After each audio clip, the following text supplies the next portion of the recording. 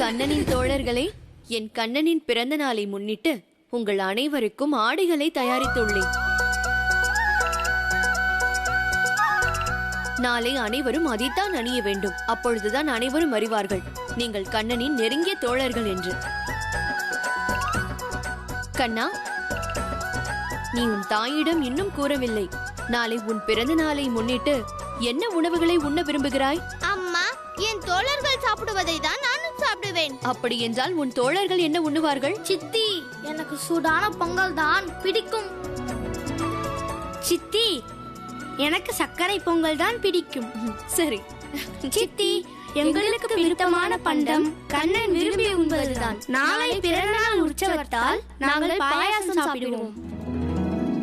சரி சரி, ஆனால் கண்ணன் என்ன உண்ணுவான்?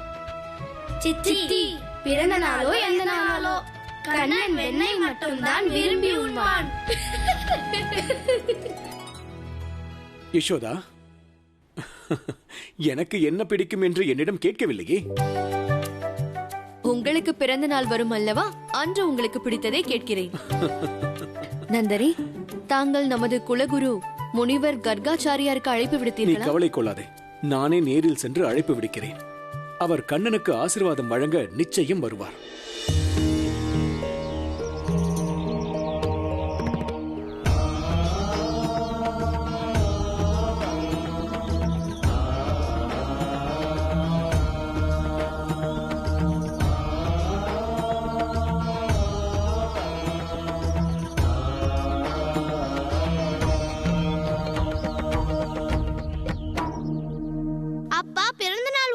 ஏன் கொண்டாடுகிறோம் நாம்? பிறந்தநாள் உற்சவம் என்பது ஜென்மம் எடுத்ததற்கான உற்சவம். ஒரு தாய் தந்தைக்கு அவர்களுக்கு குழந்தை பிறக்கும் போது அவர்களுக்கு மிகவும் மகிழ்ச்சியை உண்டாக்குகிறது. அதுதான் அவர்களின் வாழ்க்கையில் மிகவும் ஆனந்தம் கொள்ளும் நிகழ்வு. அந்த பிறந்த நாளை கொண்டாடி அவர்கள் தங்கள் குழந்தைகளுடன் அந்த ஆனந்தத்தை பகிர்ந்து கொள்கின்றனர். ஆனால் அப்பா, உங்களுக்கு மகிழ்ச்சியான தருணம், இதனால் குழந்தைக்கு என்ன பலன்? இந்த நிகழ்ச்சியில் குழந்தைகளுக்கு புரிய வேண்டியது தங்கள் தாய் தந்தை தம் மீது எவ்வளவு பாசம் வைத்திருக்கிறார்கள் என்று. அவர்களின் குழந்தைதான் அவர்களுக்கு மகத்துவமான செல்வம். ஆம் கண்ணா, அந்த மகத்துவமான மனோபாவம் தான் குழந்தைக்கும் ஆனந்தத்தை அளிக்கிறது. இதனால் அவன் குடும்பத்தையும் ஊரையும் மகிழ்ச்சியாக வைத்திருப்பான். அப்படி என்றால் நமது வாழ்வின் ஒரே நோக்கம் என்னவென்றால் பிறரின் துன்பத்தை துடைப்பது, அத்தோடு ஆனந்தத்தை பரப்புவது. ஆம், நிச்சயமாக. அதனால் நம் வாழ்க்கையின் நோக்கத்தை மாற்றக்கூடாது. அதற்காக தான் நாம் பிறந்த நாள் உற்சவம் கொண்டாடுகிறோம். நாராயண நாராயண. பிரபு, பிறந்த நாள் எல்லோரும் கொண்டாடுகிறார்கள். ஆனால் அன்னை யசோதாவும் நந்தகோபரும் சரியான பொருளில் பிறந்த நாள் கொண்டாடும் காரணம் கூறியிருக்கிறார்கள். மகிழ்ச்சியால் நிறையும் மனிதனால் சுகத்தையும் ஆனந்தத்தையும் மற்றவர்களுக்கு அள்ளித்தர முடியும். அது மட்டுமல்ல தேவரிஷி, பிறந்த தினத்தினின் மகிழ்ச்சியும் குழந்தைகள் மீது தாய் தந்தையர் வைத்திருக்கும் சுயநலமில்லாத அன்பும் வருங்காலங்களில் அவர்களுக்கு மற்றவர்கள் மீதும் சுயநலமில்லா அன்பை செலுத்தும் உத்வேகம் அளிக்கிறது.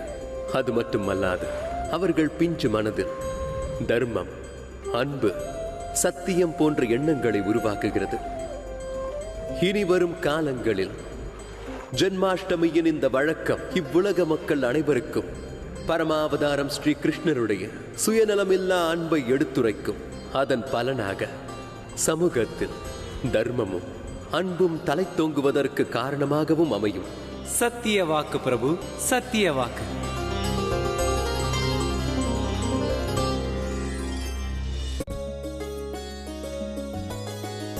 கண்ணுக்கு மையும் நெற்றி திலகமும் அணிகலனை யசோதை அணிவிக்கவே, அழகை அழகாக்கும் அலங்காரங்கள், நிலவில் ஒளி சிந்தும் ஆபரணங்கள், பொன்முகமெங்கும் பூவின் மடல்கள், மெய் மறந்தோமே மாயக் கண்ணனே, அன்பில் திளைத்தோமே அனைவருமே.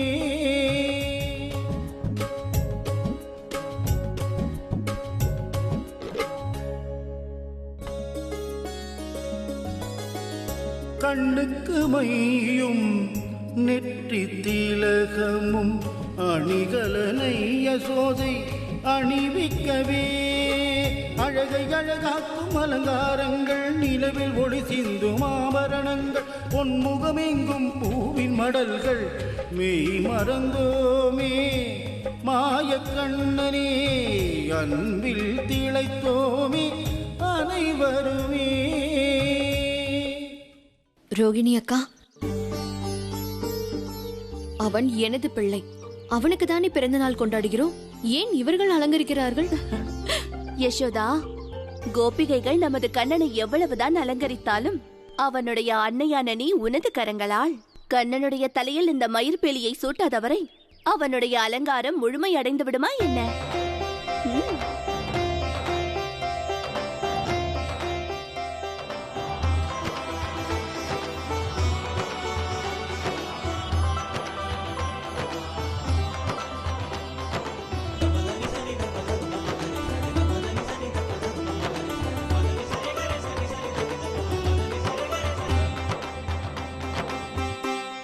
என் கண்ணா,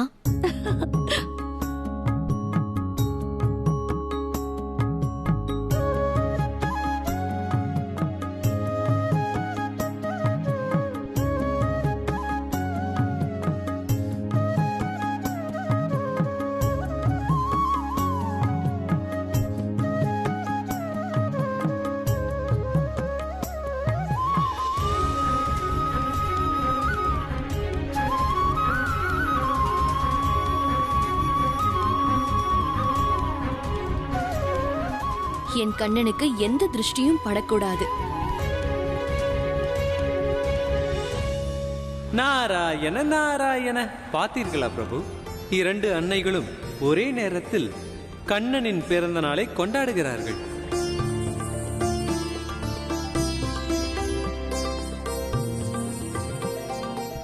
வணக்கம் குருதேவரே. குருதேவா, எங்கள் குலத்திற்கு தாங்கள் தான் ஆச்சாரியார். இந்த உற்சவத்தில் கலந்து கொள்வதற்கு தங்களுக்கு நன்றி கூறுகிறேன். நான் தன்யனானே. நந்தா, உனது கண்ணன் பிறந்த நேரம் சுபமான அரிதான நேரமாகும். இதுபோன்ற பாலகனின் பிறந்தநாள் உற்சவத்தில் பங்கு கொள்வது எனக்குமே நல்ல அதிர்ஷ்டத்தை தரக்கூடியது. வாருங்கள்.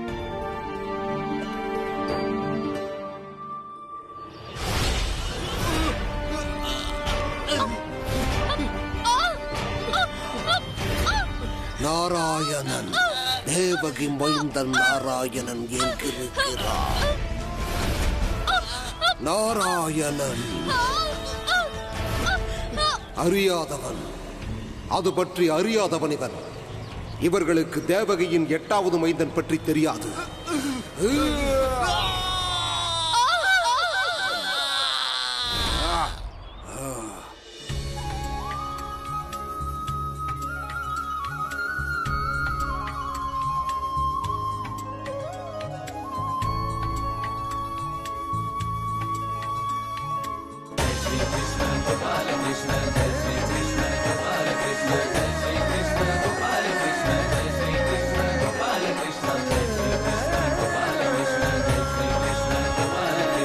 குருதேவா,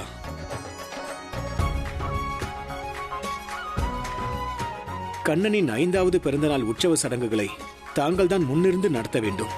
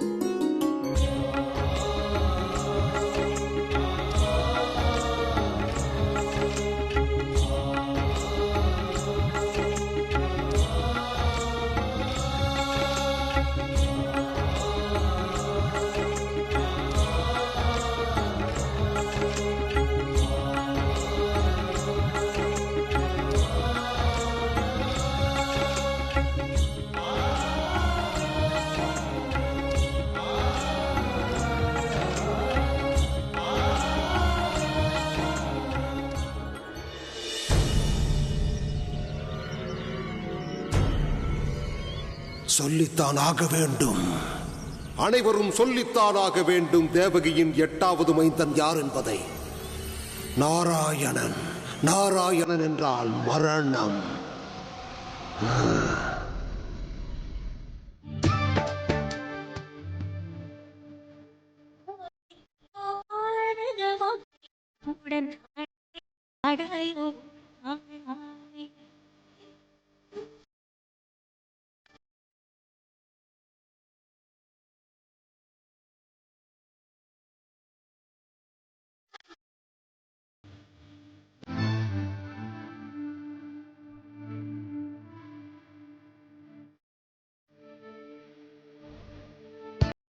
மேடும் பூத்திருக்கு கனக தோழரும் வந்தார் கனக சிலம்பும் ஒலிக்கும்.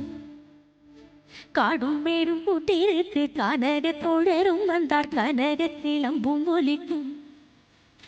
ஆலே கண்ணாமணி உடன் ஆடாயோ ஆடாயோ ஆடாய்.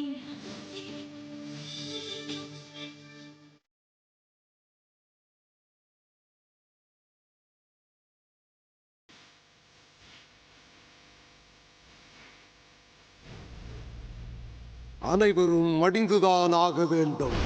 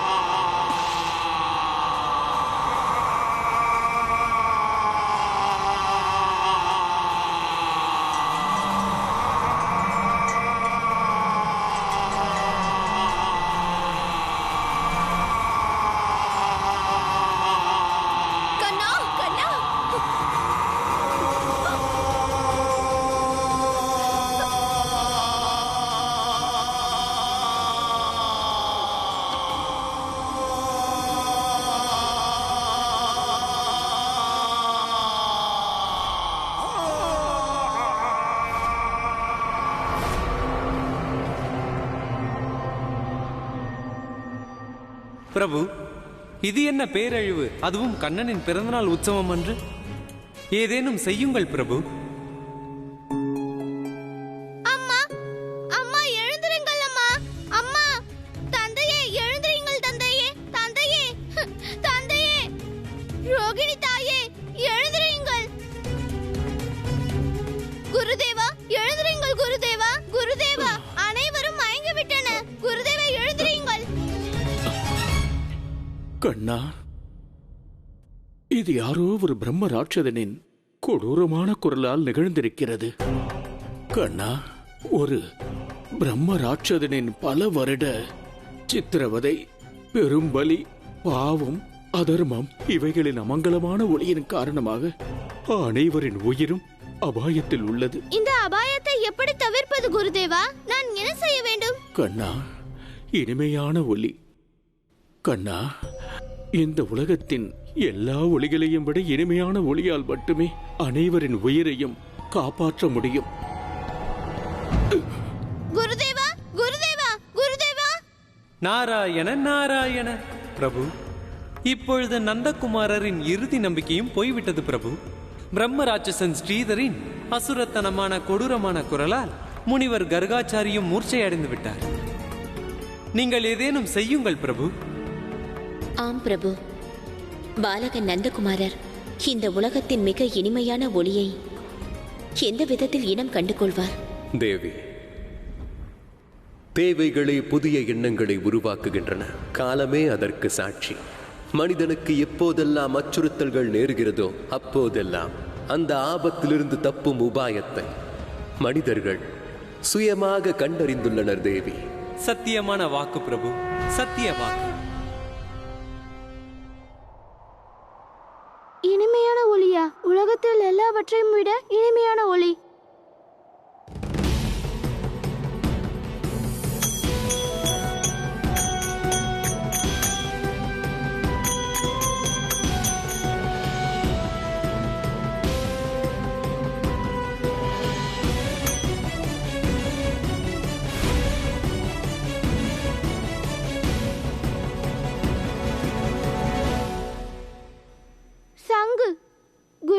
நிச்சயமாக சங்கின் ஒளியை பற்றி தான் கூறியிருப்பார்.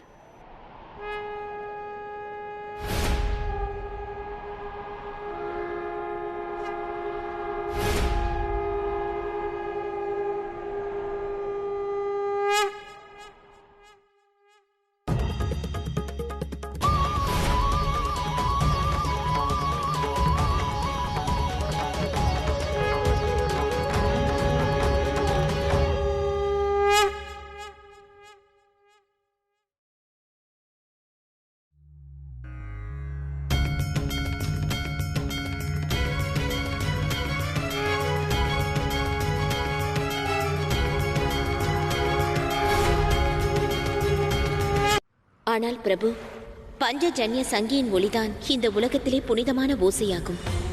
அந்த புனிதமான ஓசையை கேட்டும் கூட கோகுலவாசிகளின் மூச்சு தெளியவில்லையே. தேவி, கோகுலவாசிகளின் மூர்ச்சை பவித்திர ஒளியால் அல்லாமல் மாறாக உலகின் மிக இனிமையான ஒளியால் மட்டுமே தெளியும். பிரபு, எனக்கு ஒன்றுமே புரியவே இல்லை. இரவு நேரம் நெருங்கி வந்து கொண்டிருக்கிறது. அன்னை யசோதா மற்ற கோகுலவாசிகளின் உயிர் ஆபத்தில் இருக்கிறது. இந்த நிலையில் சின்னஞ்சிறு நந்தகுமாரர் 7 சுரங்கள் அடங்கிய அந்த ஒளியை உலகத்தில் எங்கு போய் தேடுவார் பிரபு? ஒருவேளை அதில் தாமதமாகிவிட்டால்? தேவி, இவ்வுலகமானது மனிதனும் இயற்கையும் கலந்த ஓர் படைப்பாகும். இருவருமே ஒருவருக்கொருவரால் முழுமையடைவார்கள். ஆதலால் மனிதனுக்கான தேவை எதுவானாலும் சரி, அது எப்பொழுதும் அருகாமையில் இருக்கும் இயற்கையாலே நிறைவு செய்யப்படும். இதில் கவனிக்க வேண்டியது அதை அவன் சரியாக கவனிப்பதே ஆகும். தன் இதயத்திலிருந்து அதை அவன் உணர்ந்து பார்க்க வேண்டும்.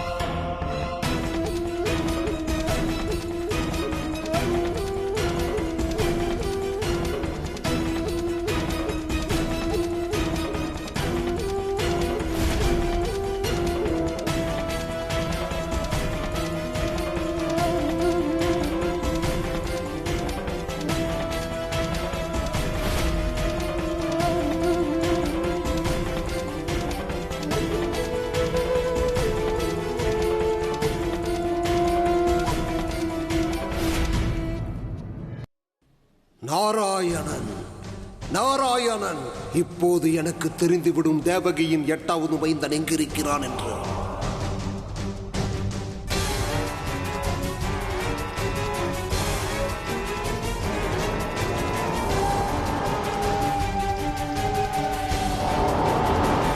இவர்களில் யாரும் கிடையாது தேவகியின் 8வது மைந்தன் நாராயணன்.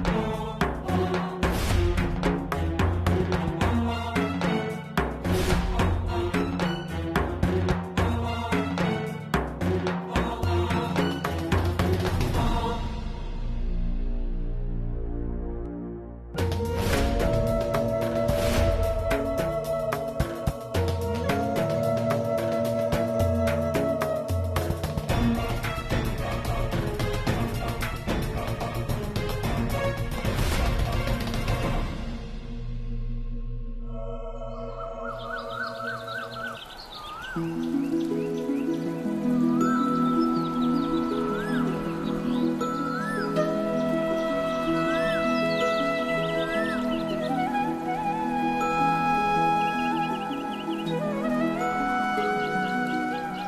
இனிய ஓசை இந்த மரத்துண்டில் இருந்துதான் வந்து கொண்டிருக்கிறது.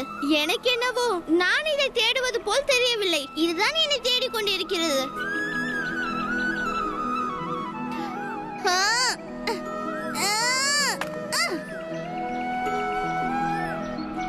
அம்மா சொல்லுவாள், இயற்கையில் இருப்பதுதான் நமக்குள்ளும் இருக்கிறது என்று. இந்த உலகத்திலே மிக இனிமையான ஓசையை நான் தான் ஒலிக்க செய்ய வேண்டும்.